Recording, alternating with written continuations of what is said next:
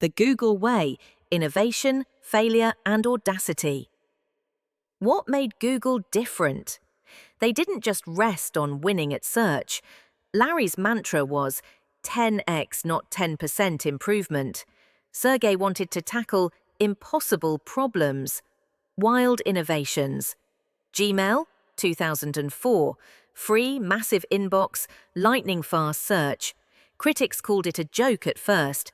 Who needs that much email space? But people loved it.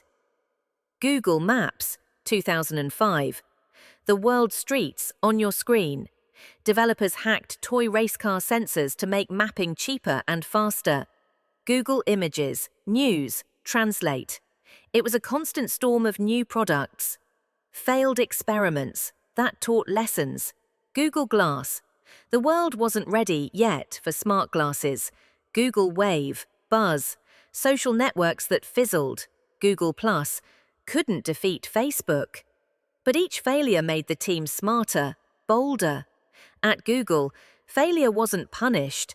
It meant you were trying something big. Behind those brilliant successes lies a journey filled with hardship and determination, not just the tip of the iceberg, but a challenging and arduous path behind it.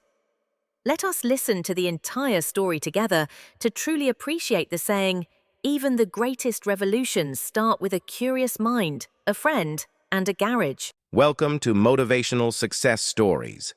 Today, let's join a journey that began in this garage, a journey that would fundamentally change the way the world accesses information. This is the story of Google and its creators, Larry Page and Sergey Brin. Chapter 1. Roots. Two unlikely dreamers meet. Before they were icons, Larry and Sergey were just two students at Stanford University. Their childhoods couldn't have been more different. Flashback, Michigan, 1973. Young Larry sits at a desk stacked with computer magazines, eyes wide, the hum of an old computer in the background. Larry Page, born to a family of computer scientists, grew up surrounded by tech talk. By age 6, he was already messing with machines and dreaming of inventions. Cut to Moscow, early 1980s. A small apartment, a worried family. Young Sergey, age 6, with a toy bus, practicing English. Sergey Brin's family, Russian Jewish, fled the Soviet Union seeking freedom. In America, Sergey was always the outsider, the immigrant son hungry to prove himself. When they met at Stanford in 1995, it was not friendship at first sight. Legend has it, they debated so fiercely that others thought they'd become rivals, not partners. But sometimes, opposition creates magic. Have you ever found yourself arguing with someone only to realize later that they challenge you to be better? That was Larry and Sergey. Their differences, in culture, perspective, even temperament, became their greatest strength. Chapter 2. The Spark. Inventing a better search engine. In the mid-1990s, the internet was exploding, but finding useful information was painfully difficult. Most search engines, like Alta Vista, Lycos, Yahoo, simply matched words and results were a mess. Larry wondered, can we rank web pages by importance, not just by words? He found inspiration in academic papers, the way they're ranked by citations. Sergey, with his mathematical skills and curious mind, jumped in. Together they built Backrub, an early search engine that analyzed the links between websites, like academic citations, but for the internet. If you're changing the world, you're working on important things. You're excited to get up in the morning. Larry Page.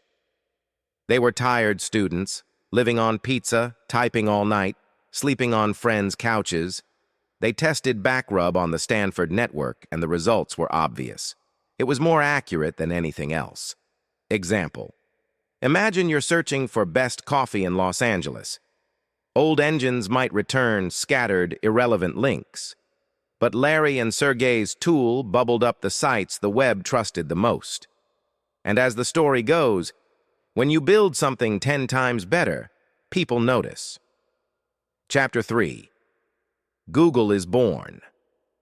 The struggle begins. Why Google? It's a play on Google, the number one followed by 100 zeros. They wanted a name that reflected the insanely massive amount of information they hoped to organize. Scene: the garage, Susan Wojcicki. With no office, they borrowed Susan Wojcicki's garage in Menlo Park.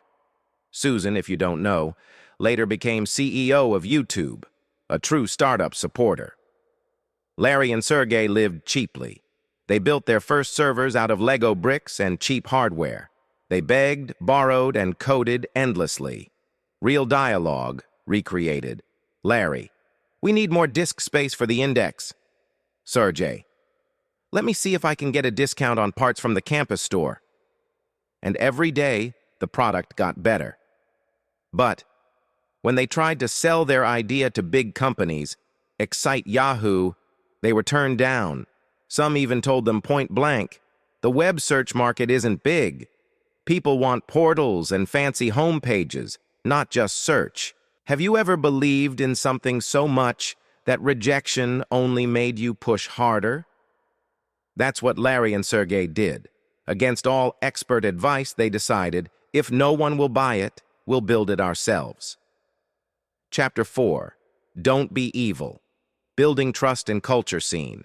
Inside the garage, whiteboard scrawled with equations. In a world already chasing profits and banner ads, Larry and Sergey made a bold choice. No flashy ads, no distractions, only the cleanest, fastest search. Their homepage was so Spartan, people sometimes thought it was broken. Focus on the user and all else will follow. This customer-obsessed mindset became the beating heart of Google. Even their slogan was radical: don't be evil. It wasn't about being saints. It was about knowing the long game. Win people's trust and the rest will come. They also cultivated a playful culture. The "I'm feeling lucky" button, that was their joke. A way of saying, trust us, we'll get you right where you want to be. Soon, Google started spreading across Stanford, then California, then the world. Chapter 5. Breakthrough, the first investment. But ambition alone doesn't keep the lights on. Scene: early 1998, Google's finances are running dry. Sergey and Larry faxed demos to venture capitalists. Finally, one of Silicon Valley's respected legends, Andy Bechtolsheim, co-founder of Sun Microsystems, stopped by. After a demo that lasted under 10 minutes, Andy wrote a $100,000 check. They had no company bank account. They had to set up Google Inc. just to cash the check. This seed funding let them buy real servers, expand, and hire their first employees. Example: imagine pitching your dream. Most people say no, but you keep at it, improve every day, and when just one person finally believes, it changes everything. Chapter 6. Early Google. Growing Pains and Triumphs. Now the word spread. Google's search results were so good, users started telling friends. Tech magazines raved, "Try Google." But success brought challenges.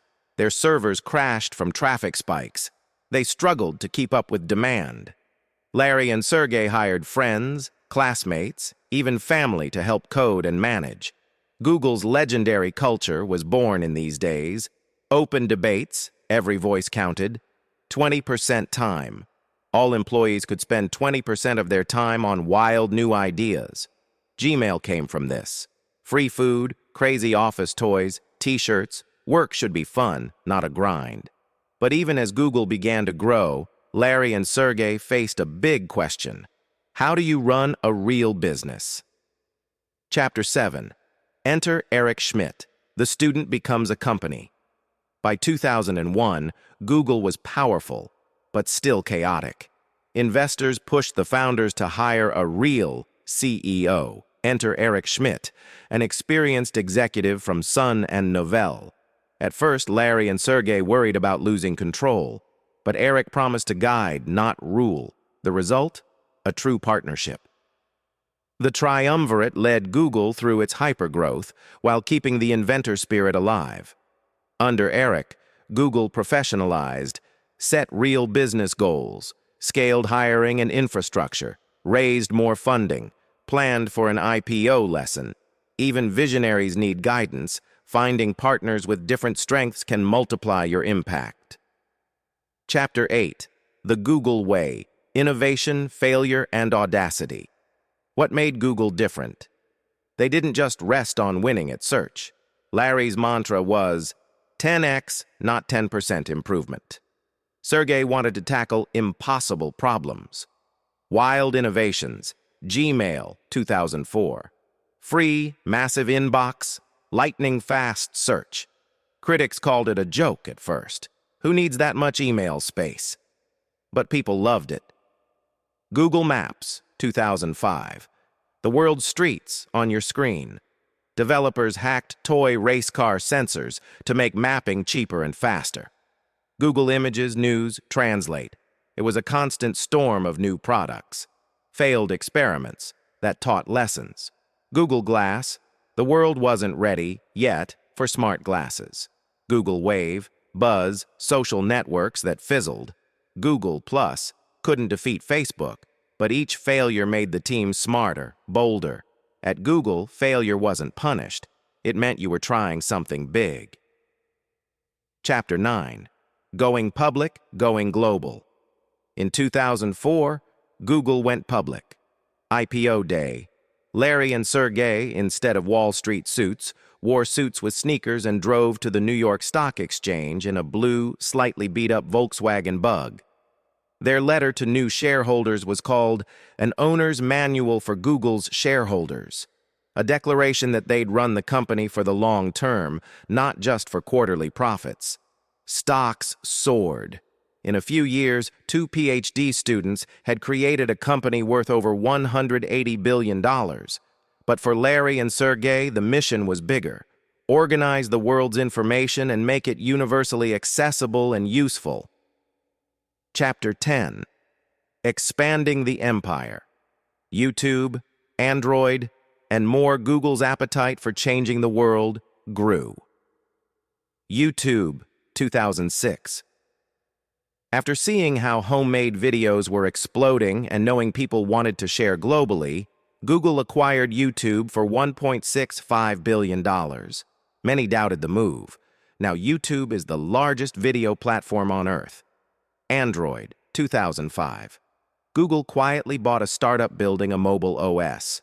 Their bold goal: an open-source system so no one giant could control the smartphone world. Fast forward, and Android now powers over 2.5 billion devices. Acquisitions and moonshots. Google Earth, Street View, mapping the globe. Self-driving cars, Waymo. Artificial intelligence, DeepMind. Medical research, Calico, Verily. Balloon-powered internet, Loon. Some projects, like Loon and Google Plus, ultimately shut down. Others, like Waymo's self-driving cars, push the boundaries of technology today. Chapter 11. Alphabet, Never Settle. By 2015, Google was so big, so ambitious, that managing it required a rethink. Larry and Sergey launched Alphabet, a parent company, so Google could focus on search and moonshots like self-driving cars, life sciences, or AI wouldn't be held back. Larry became CEO of Alphabet. Sundar Pichai became CEO of Google. Larry explained, "We're still trying to do things other people think are crazy, but we're used to that." This move was about freedom, keeping the old startup spirit, even at global scale. Chapter 12. Setbacks, Criticism, and Growth. No journey is only success. Criticism. Privacy concerns. Does Google know too much? Antitrust lawsuits in the US, Europe. Internal employee activism, walkouts, protests. Larry and Sergey faced choices. Stick to "don't be evil," or accept that growing meant hard ethical questions. They made mistakes, but their legacy is not perfection. It's that they tried to keep asking, "Are we serving users?" Resilience. Even as they stepped aside from daily leadership, Google's DNA of relentless curiosity and improvement endures. Chapter 13. The Legacy, Your Turn to Dream. Big. Let's pause. What does this story really mean for you? Larry and Sergey didn't have capital, connections, or even a clear plan. What they had was curiosity, passion, the courage to question the way things are, an unbreakable partnership. Ask yourself, do you have an idea people laugh at? Are you willing to be misunderstood for years as long as you believe in your mission? Are you ready to fail, publicly, again and again, but learn every time? If you're not doing some things that are crazy, then you're doing the wrong things. Larry Page. Obviously, everyone wants to be successful. But wanting to be successful and doing the work to make it happen are two different things. Sergey Brin. Success starts in a garage, or a small apartment, or a mind full of questions. Chapter 14. A personal perspective. Lessons for you. I remember reading about Google as a teen, amazed that the world's brightest minds also had doubts, made mistakes, even almost quit. Their story taught me, you don't have to be perfect, you just have to start. Build something people love, not what everyone else mentions. Trust your instincts, but adapt fast. Don't chase quick fame, serve and success follows. Today you can begin anywhere, with a laptop, Wi-Fi, and a problem you care about. Google changed the way we connect, learn, and dream. But the search for new solutions is never over. Now it's your turn. What will you build? What problem keeps you up at night? What will you do after hearing this story? If you enjoyed this journey, subscribe to Motivational Success Stories. Share your dreams in the comments. Maybe your idea is the next Google.